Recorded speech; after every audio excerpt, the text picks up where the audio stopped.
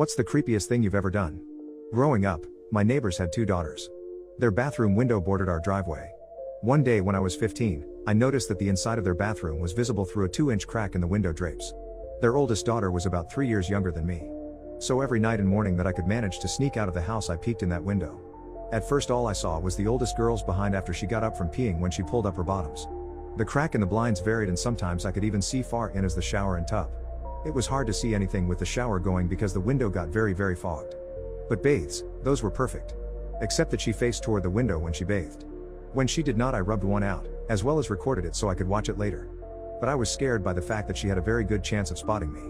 I did it anyway. And I saw her hairy nethers and how she was developing tender lumps. So I did this all throughout high school. It got a whole lot easier to evade my parents when they put in a gated entry and fence along the driveway a couple years after my discovery. I could hide behind the fence and view my prize. My mom caught me once. Scolded me and I admitted to nothing. She was definitely skeptical, but that was the only time I ever got caught.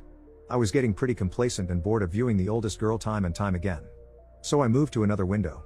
Her parents' bathroom window. Only it wasn't a window. It was a skylight, so I had to get a ladder to see in. Her mom was smoking attractive. So it was around 9 p.m, my parents were inside doing whatever. The skylight turned on, I heard water running and I went to work. Hauled out the 12-foot ladder in utter silence as not to be heard, placed it beneath the skylight, climbed it to see such a sight. It was not the mom, but the same girl I had been viewing for the past 3 years.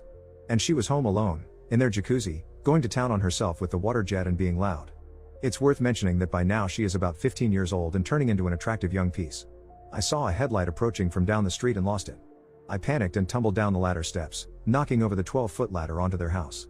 Game over, man, game over, nah. To my surprise, the water kept running, she kept doing it, and nothing ever happened. So I did this a couple more times. I had calculated and weighed the risks by then. This was suburbia. Tons of neighbors perusing around. Kids walking their dogs, ladies jogging the sidewalks, cars passing. I took to rub one out one last time to the girl from the original bathroom window. After I did it, the post-clarity hit hard. It was then that I decided for my own good, to end the jig once and for all.